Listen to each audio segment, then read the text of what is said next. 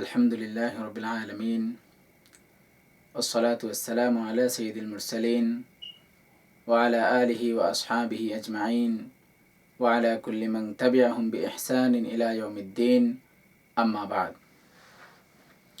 সম্মানিত শ্রোতা ও দর্শক মণ্ডলী, আসসালামু আলাইকুম ওয়া রাহমাতুল্লাহি ওয়া বারাকাতুহু। বিগত সপ্তাহে আমরা আলোচনা করেছিলাম যে দঈফ হাদিসের উপর কিছু কিছু ক্ষেত্রে আমল করা যায়, শরঈ আহকামের ক্ষেত্রেও। তন্মধ্যে গত সপ্তাহে যে বিষয়টি আলোচনা হয়েছিল সেটা হচ্ছে যে কোনো মাসআলায় যদি সহিহ হাদিস না পাওয়া যায় তাহলে ওই মুহূর্তে ওই ক্ষেত্রে আইম্মায়ে ফিকহ, ইমাম আবু হানিফা, ইমাম আহমদ ইবনে হাম্বল, আইম্মায়ে হাদিস, ইমাম নাসাই, ইমাম আবু দাউদ প্রমুখ রাহিমাহুমুল্লাহ থেকে আমরা উদ্ধৃত করেছিলাম যে সহিহ হাদিস না পাওয়া গেলে দঈফ হাদিসের উপর আমল করাটাই শ্রেয়, উত্তম। দ্বিতীয় আরেকটা ক্ষেত্র হচ্ছে যেই ক্ষেত্রে আহকামে শরিয়ার মাঝেও দঈফ হাদিসটা আমলযোগ্য। সেটা হচ্ছে কোনো মাসআলায় যদি উম্মার নিরবচ্ছিন্ন আমল থাকে, যেটাকে আরবিতে বলা যায় তাওয়ারুসুল উম্মাহ ও তাআমুলুল উম্মাহ। উম্মাহ যদি কোনো কাজের উপর ধারাবাহিকভাবে আমল করে থাকে প্রথম যুগ থেকে এই পর্যন্ত, তাহলে এই মাসআলায় যদি কোনো সহিহ হাদিস না থাকে তদুপরি দঈফ হাদিসটাই এই মাসআলার জন্য দলিল হতে কোনো সমস্যা নাই। বিষয়টা বোঝার জন্য আমি কিছু হাদিস শাস্ত্রের বিজ্ঞ উলামায়ে কেরামের কিছু নীতি আপনাদের সামনে উল্লেখ করতে যাচ্ছি। প্রথম যে নীতিটা আমরা মনে রাখতে পারি, এবং এটা হচ্ছে কোনো ব্যক্তি বিশেষের নীতি নয়, উলামায়ে হাদিস যারা হাদিস নিয়ে গবেষণা করেন, হাদিসের উপর যারা রিসার্চ করেছেন, এবং আমাদের সালাফ যারা, তারা বলে গেছেন, তাদের সবার ঐকমত্য সিদ্ধান্ত ছিল এই কথা, অধিকাংশ যারা নির্ভরযোগ্য তাদের ঐকমত্য সিদ্ধান্ত ছিল যে ইদা তালাক্কাতিল উম্মাতু আদ-দাঈফা, উম্মাহ যদি কোনো দঈফ হাদিসকে গ্রহণ করে নেয় বিল আমলের মাধ্যমে, তাহলে ইউমালু বিহি আলা সহিহি, বিশুদ্ধ কথা হচ্ছে যে ওই দঈফ হাদিসের উপর আমল করা যাবে। কথাটা বিভিন্ন মুহাদ্দিস থেকে বিভিন্ন কিতাবে আমরা পেয়ে থাকি। হাফিজ আব্দুর রহমান আস-সাখাওয়ী রাহমাতুল্লাহি আলাইহির ফাতহুল মুগীথ সহ হাদিস, উসুল হাদিস, উলুমুল হাদিসের কিতাবে এই কথাটা ব্যাপকভাবে লেখা আছে। আরবের অবিসম্বাদিত হাদিস গবেষক, যিনি 1417 হিজরিতে ইন্তেকাল করেছেন, মুহাদ্দিস শায়খ আব্দুল ফাত্তাহ আবু গুদ্দা রাহমাতুল্লাহি আলাইহি, তিনি ওই কথাটার, মুহাদ্দিসগণের এই নীতির একটা ব্যাখ্যা করেছেন খুব সংক্ষেপে এবং খুব সুন্দরভাবে। তিনি বলেছেন যে ইজা তালাক্কাতিল উম্মাতু দাঈফা বিল কুবুলি ইউমালু বিহি, উম্মাহ যদি কোনো দঈফ হাদিসকে গ্রহণ করে নেয় তাহলে এই হাদিসের উপর আমল করা যাবে। তার অর্থ হচ্ছে, শায়খ বলেন, ইউমালু বিহি উজুবান, এই হাদিসের উপর বাধ্যতামূলকভাবে জরুরি ভিত্তিতে আমল করা যাবে, আমল করতে হবে। এবং আলা সহিহ তিনি বলছেন যে ওয়াকুনু যালিকাল আমাল তাসহিহান লাহু, এই যে দঈফ হাদিস অনুযায়ী আমল হচ্ছে, এই আমলটাই দঈফ হাদিসকে সহিহের উপর, মানের ক্ষেত্রে, আমলের ক্ষেত্রে সহিহের দরজায় নিয়ে যাবে।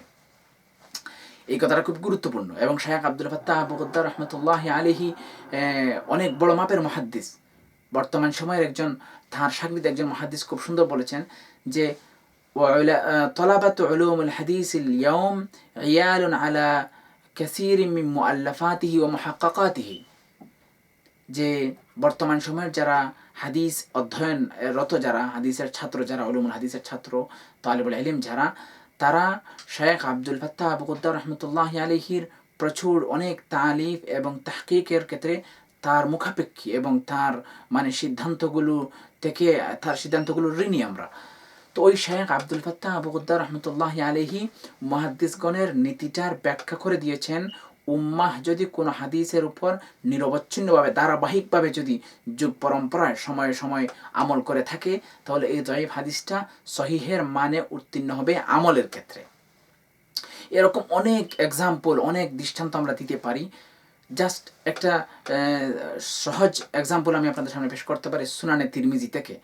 সুনানে তিরমিজিতে এসেছে হাদিস যে আল কাতিলু লা ইয়ারিস, যে যেই ব্যক্তি কাউকে হত্যা করলো, এই হত্যাকারী নিহত ব্যক্তির সম্পত্তির উত্তরাধিকারী হতে পারবে না। এটা হাদিস, কিন্তু এই হাদিসটা মানে হাদিসের সনদের বিবেচনায় ইমাম তিরমিজি রহমতুল্লাহ আলাইহি হাদিসটা বর্ণনা করে বলেন, হাদা হাদিসুন লা ইয়াসিহু, এই যে হাদিস বর্ণনার সূত্র সনদের বিবেচনায় হাদিসটা সহিহ নয়, মানে দঈফ।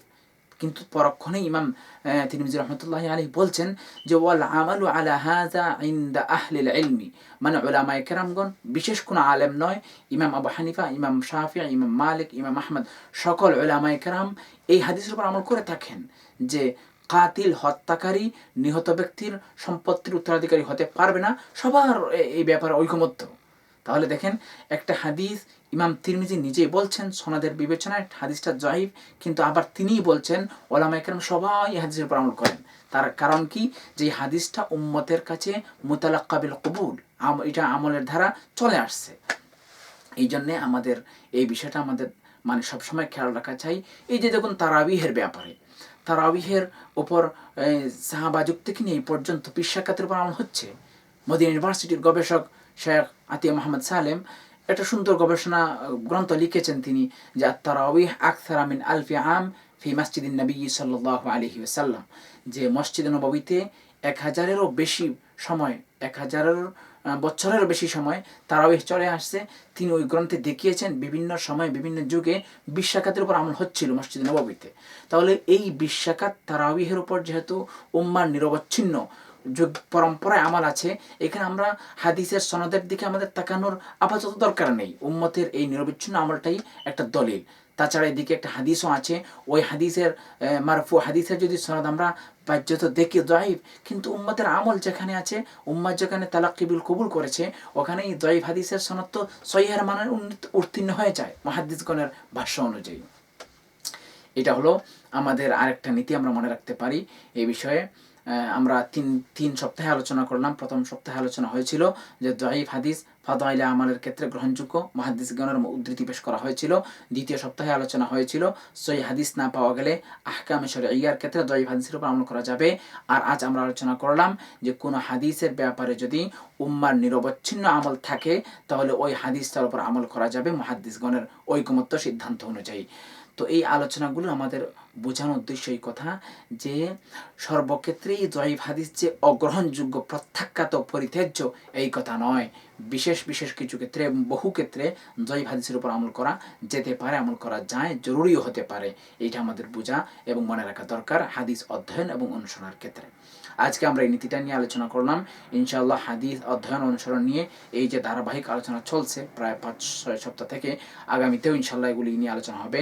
নেক্সট পর্বে আমরা আলোচনা করব যেই এলাকায় যেই সুন্নাহ প্রচলিত আছে, সেই এলাকায় সেই সুন্নাহকে বলবৎ রাখতে দেওয়াটাই উচিত, এবং এখানে অন্য সুন্নাহকে জিন্দা করার নামে ফিতনা এবং বিশৃঙ্খলার সৃষ্টি করা উচিত নয়। এই বিষয়ে ইনশাআল্লাহ আমরা পরবর্তী পর্বে আলোচনা করব। জাযাকুমুল্লাহু খায়র ওয়া আখিরু দাওয়ানা আলহামদুলিল্লাহি রাব্বিল আলামিন।